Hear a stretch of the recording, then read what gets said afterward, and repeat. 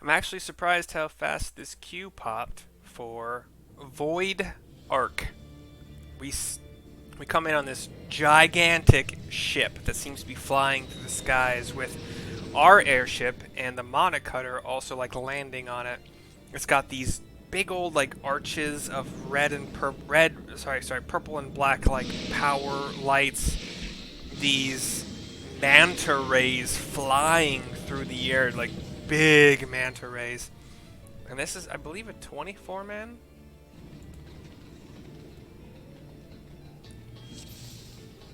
Yep, 8 times 3, 24. Sweet, let's do this, baby. We have some big old manta ray things that like jump out at us and then spawn these Anzu monsters which can easily be killed.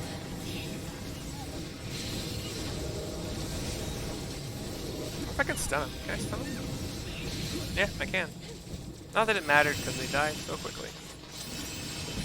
So we're traversing grounds that are mostly black metal of various kind of types with purple energy hues here and there. We have some Griffiths that we're fighting now. 3 of them. It ain't no thing. They have some line attacks. It ain't no thing. This is...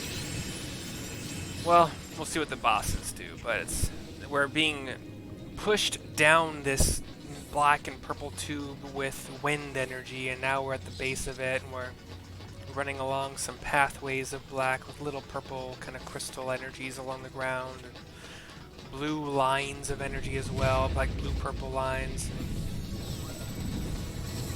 We have some more nothings to kill. Trash of the most boring variety in general. But they spawn some little trashy ads. It again is nothing and nothing and nothing. The pathway kind of creates itself before us.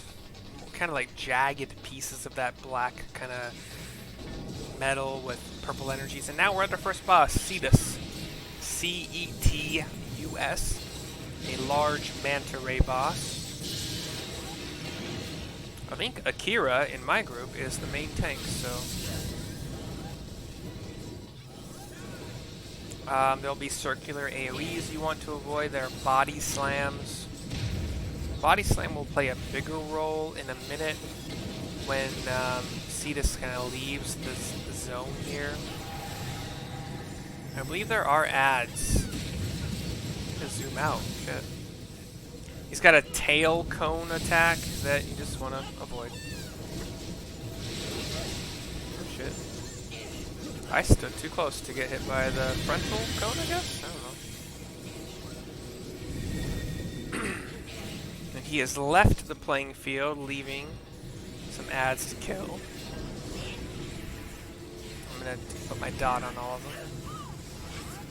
Some players will be marked by green orbs above their heads. They want to just spread out.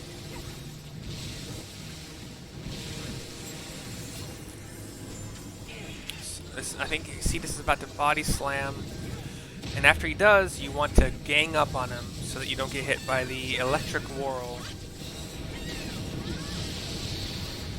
Oh, and then the electric swipe is a back cone. And then you don't want to be in front of him, so and then he's left the playing field again. Twas quick. I got sucked in with some others. You just want to kill the hydro core if you get sucked in.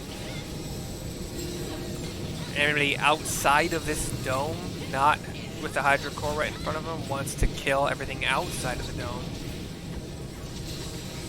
And that is how you pass that phase. And once again, he will body slam an area, and then once again you want to stack up on... Wait, no shit. Expulsion is a knockback attack that I just hit by. Oh god, that could knock you off, couldn't it? Holy crap. I didn't watch the video appropriately, apparently. I thought you wanted to stack up every time you did body slam, but the first time you do, the second time you don't. And now he's doing the electric whirl, so you do want to stack on the boss. But he is also dead. So, what am I, C? Let's see what the coffer says. Item level 200. Just in case my Lancer can use that, I'll roll greed on it. Now we're running along some corridors that are much better defined. Like, they're not jagged, they're not broken, they're not put together piece by piece. They are very well defined corridors of black, mostly black metal with some dark grays and Torito moths. You want to kill the knots before anything else.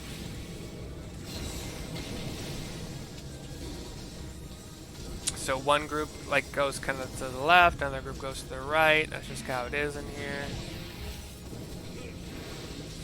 Anytime you see a pagan's knot, you kill that motherfricker. The Morbols will have, I think, cone attacks of like bad breath, as most Morbols do. Okay, pagan's knot, here we go. I'm gonna kill it. Cool.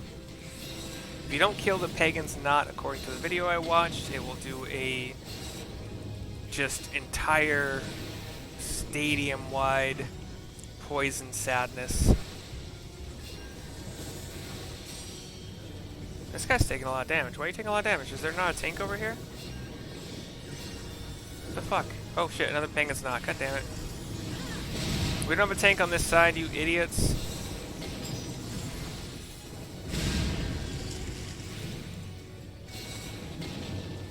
I don't know where you are.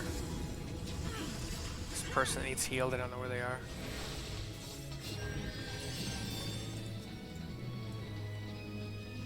So yeah, on either side of this area, you want to keep an eye out for pagan's knots. If you don't kill them before they do their explosion thing, they'll coat everybody in a group-wide poison, which is apparently bad. IDK. My BFF Joe. That's that one commercial said that one time.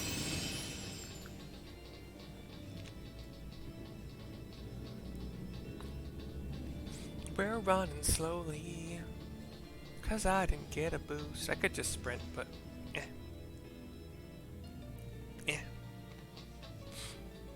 more dark corridors with like these kind of softly glowing blue lanterns.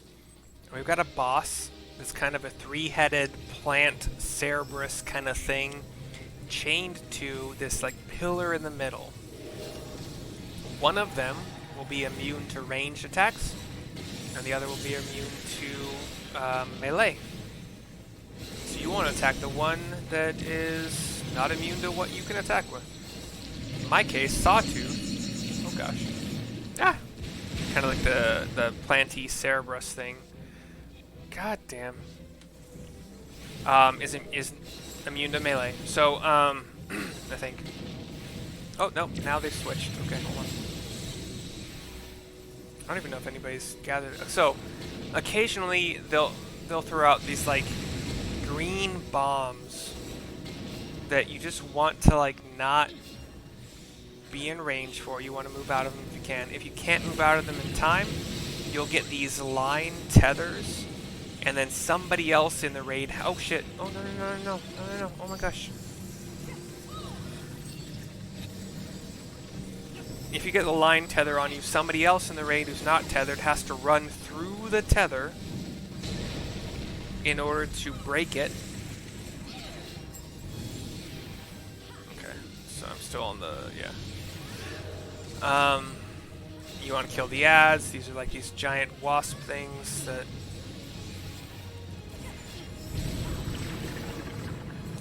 You do not want to stand in the black patches of ground because plants will erupt from it and swallow you. It's bad. I think you turn into a plant that attacks your fellow group members, and they turn into plants, and it's this whole big thing, and it sucks balls. So, good luck, basically.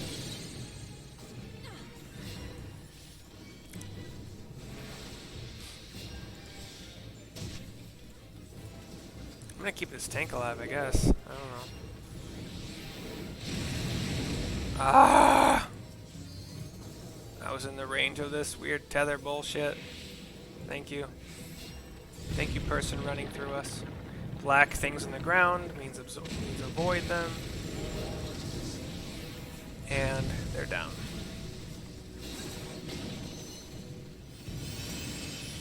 I didn't even see any kind of like an area of effect for the tether thingy. It just like happened all of a sudden. And that's not how I understood this to work, but alright, that's what it is, I suppose. Okay, I'm gonna sprint. I didn't get a... I did get a bonus to run, whatever, too late, I resprinted. And then you run through some kinda slightly jagged pathways and onto a platform that launches you through like kind of what looks like a wormhole, but it's not really connecting. It's just regular space that's being connected with this wormhole. This coffin of sorts falls to the platform, and then 3 other coffins have these hellhounds, these gigantic hellhounds. And as far as I know, you can just group them up and AoE them down, but of course this group is not doing that. Because why would you? There's a ninja taking a fair amount of damage right now. I don't know why. Why am I taking damage? What did I get hit by? What am I in range of? Am I too close to this blackguard thing? Could be, I guess. So after the hellhounds are down, these blackguards, which are like these flying harpies or angels that are black with shield, like gigantic kite shields and one-handed swords, come down and try to fight you, and then these gargoyles join the fray as well. And then we're being slowly transported through those purple and black rings of transportation or whatever. We're moving down a ramp, and then we get a cutscene. No, we don't get a cutscene at all. But we move down a ramp. And now we're jumping into another platform, which is transporting us through some more rings. Another platform, which is transporting us through some more rings. And I think we have found the final boss, which is called... Well, actually, this might be the final one. This big old gross thing.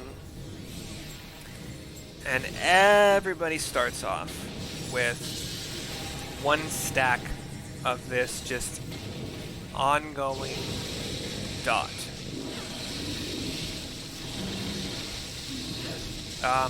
He will also have a frontal cone where he'll just kind of like spew crap from his mouth, and this cone is like an ongoing thing for a few seconds. And even the tanks can just get out of that cone. No worries. He'll also have this tentacle smash thing that I think is coming up now. Just don't want to be in the line of his tentacles.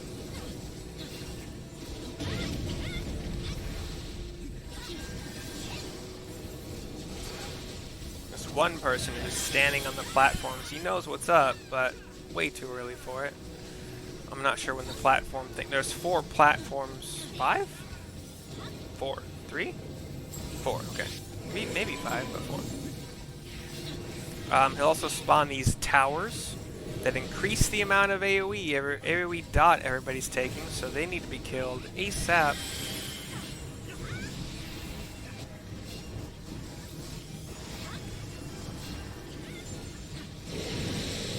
Oh shit, I'm in the corrosive blast, oh god.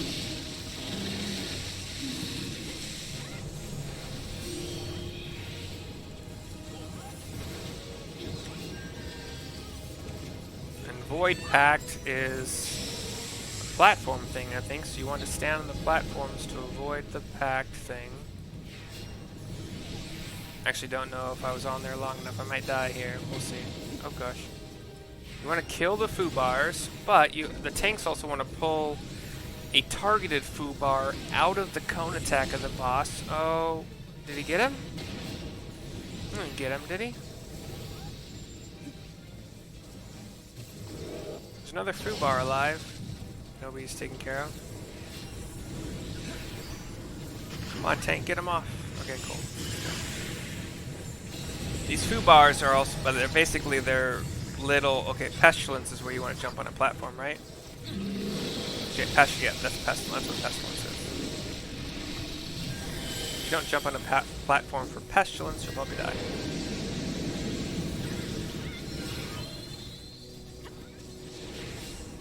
You do want to run into these fiery spheres to make them explode, which gives you a little bit of damage.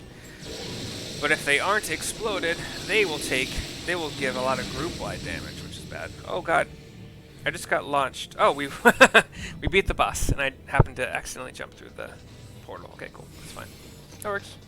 Cool. And another platform, another little jump-through ring portal thing. Like wormholes are supposed to connect folded space. So we have two like viper serpent kind of things and a Sahagin kind of like serpent like female baddie. And then we have, maybe they all morphed into each other. We have this like spider like gigantic tall spider legs, wings of a harpy. Face of a woman, body of a woman kind of thing. Sickle Strike is a tank buster that hit nobody? This is, the name of this boss is Echidna. However, it will split into 3 kind of mini bosses. Abyssal Reaper, what's that? It's an AoE, just get out of it kind of thing. I thought this had like a side and side thing you want to avoid. Sickle Strike is a tank buster, I think. Yeah, and my guy's the main tank for whatever reason. That's fine. He's good, he's in good hands. Oh shit. Stack up mechanic. Literally, basically no damage. Abyssal Reaper, what's that? Just AoE. Point blank with a little bit of knockback. Okay, whatever. This boss is really annoyingly easy so far. I think at 60 it splits, and you want to split the 3 away from each other. Focus Echidna first, as far as I remember. Dexter last, and Sinister second. Echidna has a Petrify, but I think that might be in the next phase. But for whatever reason at this point, the guides I've read say Echidna first. Sinister second. Flame Wreath Echidna's using. Okay, Echidna was the last to be dead, and it didn't seem to matter at all, so take that as you will. The boss is back in all of her weird, gigantic, tall, spidery winged splendor. 42%. Sickle Strike is just another tank buster thing. Literally, it was an easy come, my children. There is mortal blood to spill. Oh, so blood guards are in the fray now, which just should be probably picked up by tanks, killed.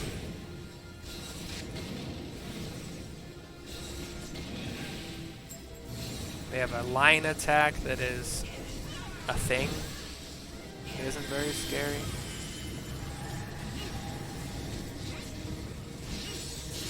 Yeah, this fight's kind of boring. Oh shit, turn away. Turn away for the petrifying eye. There we go.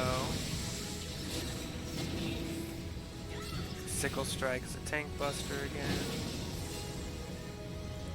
Do I have anybody on my team that's petrified? Doesn't look like it.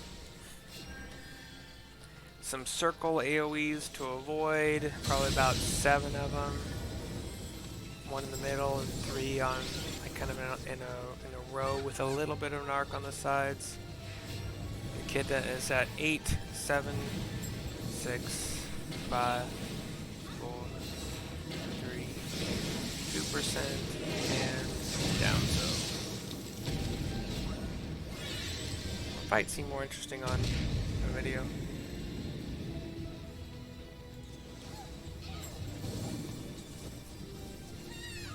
She did split one more time into the Echidna thing you want to turn away from.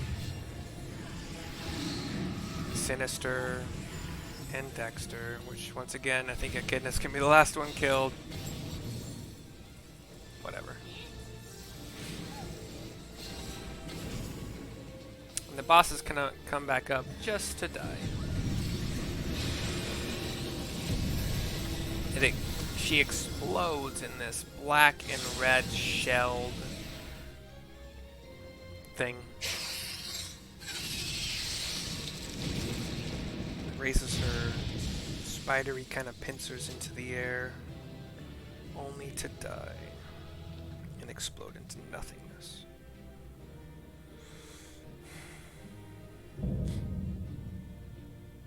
The Void Arc is complete.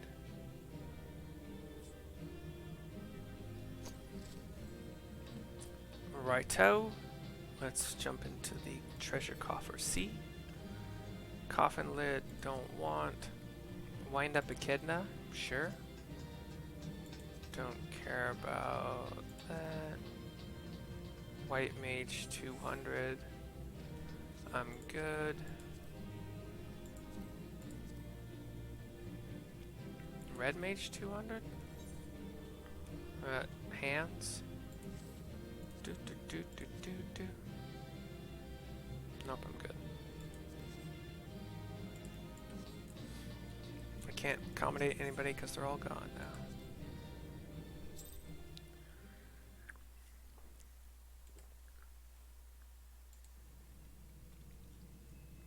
Alright, we're looking at what kind of looks like a big old tombstone. And up walks Leofard. This is a name I don't recall very well. Oh, yeah. He's this kind of solo, has some people under his employ, but he's kind of like this solo pirate. Cool dude.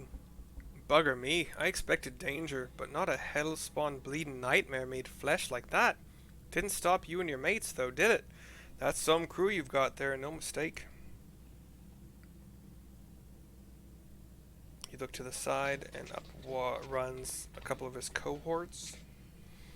The ponytail gal and a Rogadin holding a treasure chest above his head filled with gold and jewels and pearls.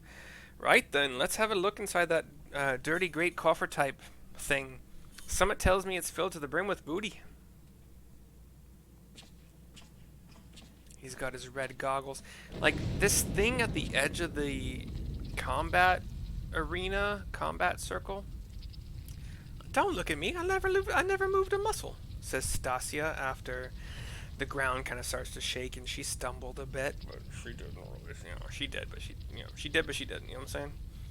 But there's this like really tall 2 to 3 story like red kind of coffin, or sorry, tombstone shaped kind of thing that's standing at the side of this platform. The ground continues to shake. There's this split down the middle, this jagged split, and Diabolos basically looks like a flying devil. What in the 7 hells is that bastard doing?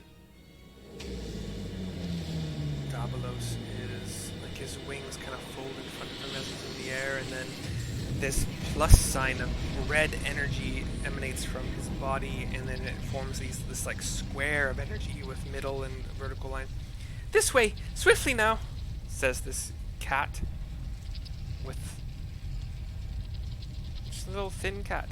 Can anyone else see that talking cat over there? Bloody hells, this adventure is getting queerer by the minute. Diabolos seems to be powering up. More symbols form around his body. Still, I'd rather take me chances with the prattling puss than stay here. Get your things, mateys, we're leaving. And everybody's running. But what about the loot? Says Stasia. You can't spend it when you're dead. We either follow the furball or make friends with a spell-slinging Voidborn.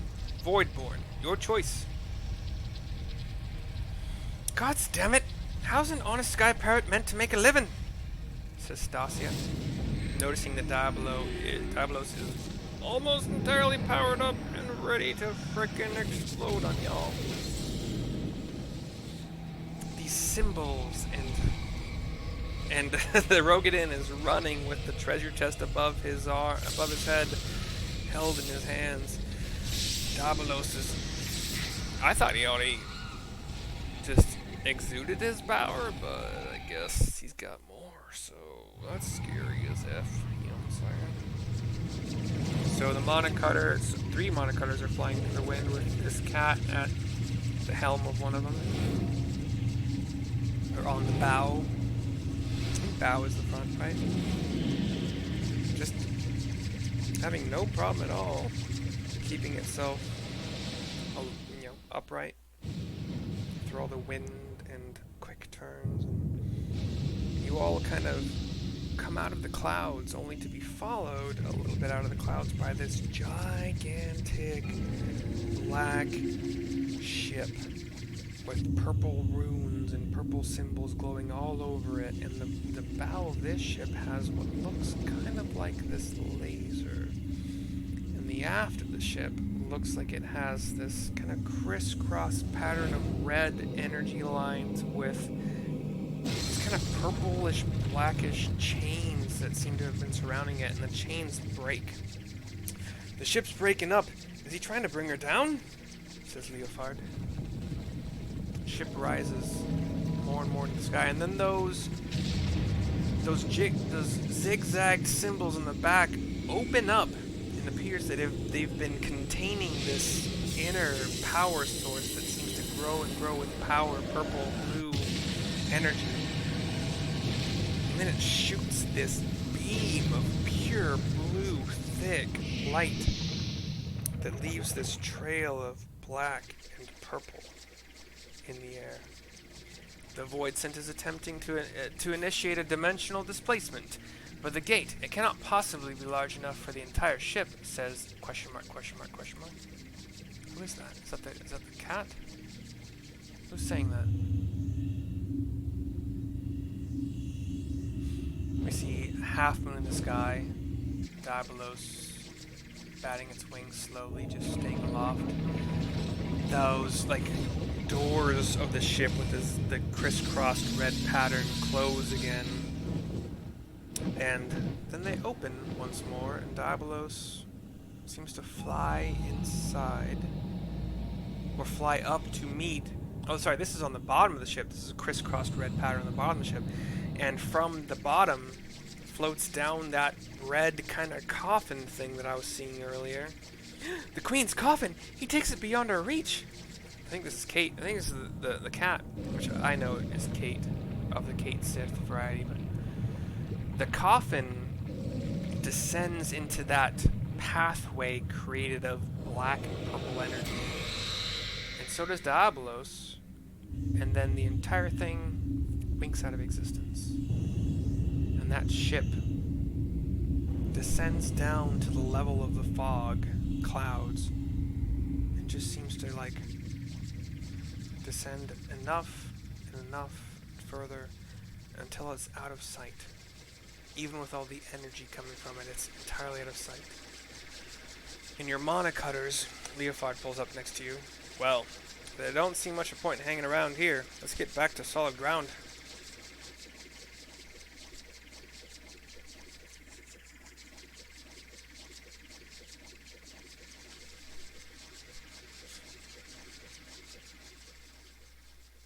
So the 4 monocutters probably are going back to where Leofard's kind of headquarters are, where we got this quest. So that was the Void Arc. That was interesting. And the quest is to rule the skies. We'll talk to Leofard here to complete. That little Lalafell gal, I believe, that gave us the last quest, is not here right now. But there's a curious cat. Oh, why is my neck? Well, I know why my neck hurts so much. It's probably chug some freaking water, and even that'll take a few hours to take effect. Aye, 'twas a bit touch and go in places, I grant you, but here we all are, and all with our wits still attached. Sorry, with our bits still attached. This calls for a foaming flagon of. Hold on, are we missing something? Someone? Didn't I tell Utata to wait for us here? Never fear, we've been keeping the girl company. Oh. Utata, a little Lalafell gal, is hanging her head low, and Rodlia, the blonde, long-haired, red eye-patched, red-topped sky pirate gal, I guess. But enough about her. Did you see the cannon on that ship? As you know, my dear Leofard, I am not easily moved, but the sheer power on display set me all a-quiver. Well, I hope you're content to admire it from afar. That vessel ain't for the likes of you and me. Do not presume to measure me by your own limitations. Besides, I believe I've shown how resourceful I can be. Which brings me neatly to the point. You have in your possession a device capable of tracking the ghost ship. Hand it over, or your engineer shall suffer the consequences.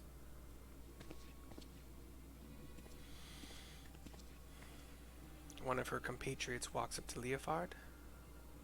A little Lalafell seems to be threatened a little bit by a great axe from one of the gal's compatriots. Leofard hands over whatever it is the gal is talking about.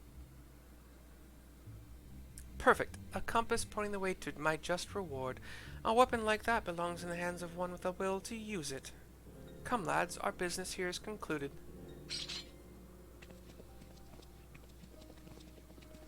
A little Lalafell female engineer is... I'm sorry, Captain. They caught me off guard.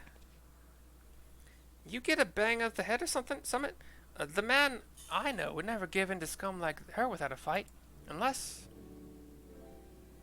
Oh, Leofard is smiling big. What did you do to the compass? Who, me? Not. Besides slipping the link pearl into its casing, like... So long as Rodlia keeps it close, you can be damn sure she will. We'll know exactly what them thieving bastards are planning. Anyone care to wager how long it'll take her to notice me little gift?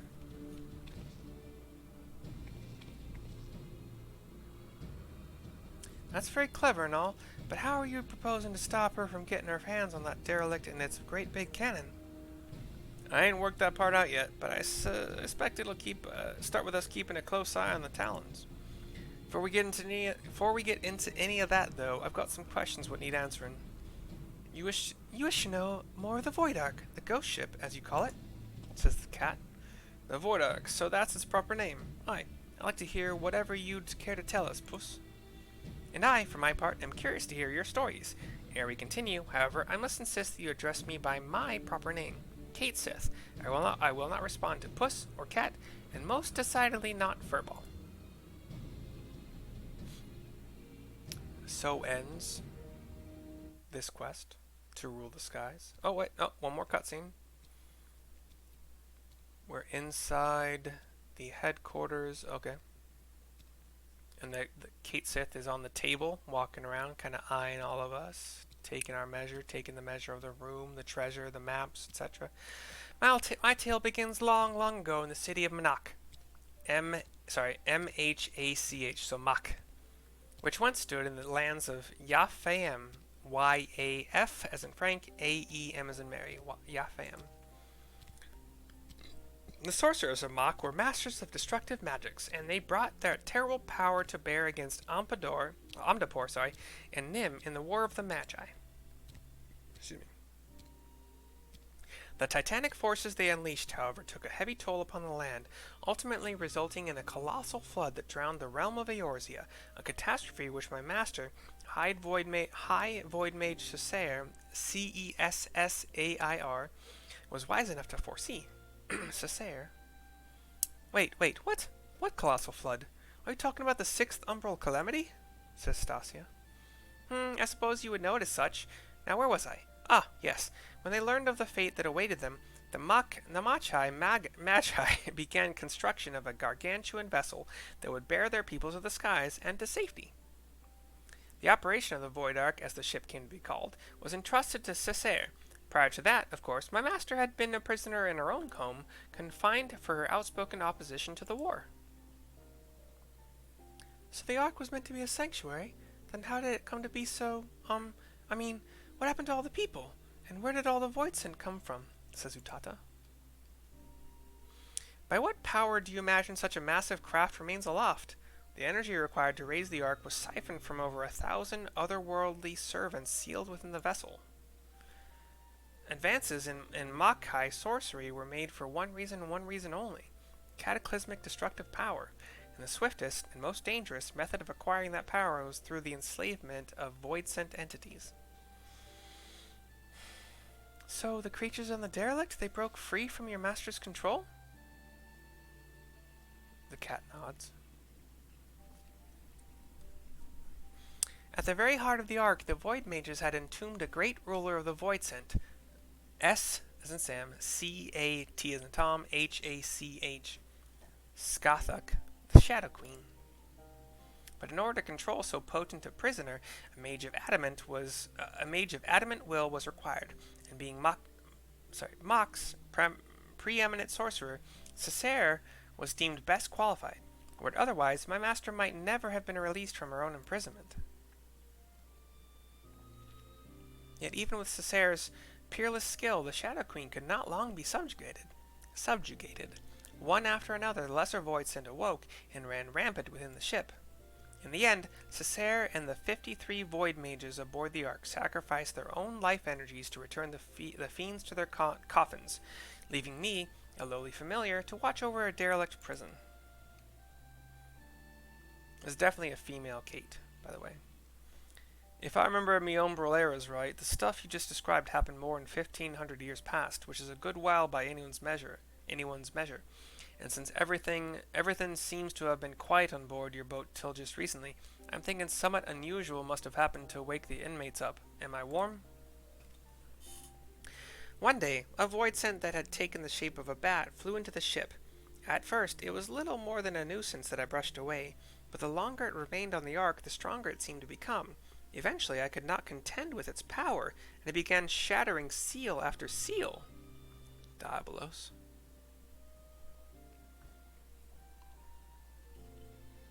You ask a question. You have faced this bat-winged fiend before? It would seem, then, that the creature survived the encounter, and that he intends to celebrate his restoration by liberating his queen. Well, that explains that then, except for one small detail, namely, where the queen's coffin went, after it fell out of the ship's belly. I'm assuming it didn't just disappear, right? You recall the great rift of the ark's cannon ripped in the sky? That was a void gate. Such a portal opens a temporary path through the void, allowing the ship to travel almost instantaneously from one location to another. The void scent, as you saw, only opened a gate large enough to displace the coffin. As for the coffin's destination, however, that is as much a mystery to me as it is to you. I beseech you, conquerors of the Ark, help me find the Queen's coffin ere the wards binding Skathach are dispelled. Skathach. Leofard smiles, stands up. Smells to me like an adventure, and who knows what ancient Makai treasures we might stumble on along the way. Gods know, they'll make us nice change from all them Allegan tombstones we've been collecting. Aye, we'll help you. I'm not risking me hide for the sake of the realm, you understand, but I'll be damned if I let either Rodlia or that bat-winged bastard take the freedom of the skies from me. You can't take the skies from me. You care only for how you might be inconvenienced? If the Shadow Queen were to return, it would have dire consequences for this entire star. He slams his hands on the table. Count your blessings for a while. I said we'd help, didn't I? The little Lalafell and the Humegal. Lalafell celebrates the Humegal shrugs her shoulders. Before we go rushing off in search of that coffin, though, there's preparations to be made. You might as well get back to your usual heroical employment, Mercy. I'll let you know when it's time to round up your mates again. It's probably time. This is all still to rule the skies, right? I haven't accepted a new quest, I'm pretty sure. Cutscene ends, but another cutscene begins where Rodlia, with a pipe in hand, a long-stemmed pipe, is looking over a map, couple maps, with her cohorts, her underlings. The time is nigh, my dear Talons. Soon we shall seize control of the ghost ship and all its power, and rule the skies from here to the ends of the world. They cheer and celebrate. She holds her posture, stoic, unchanging. She turns her head a bit to look at the one she hasn't seen, narrows her eyes just a bit, but no other expression on her face.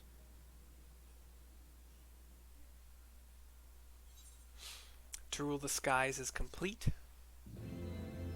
Quest complete. That's complete. Yeah. And I'm gonna end it here because I think the next quest pickup is gonna be long. I will see you guys next time.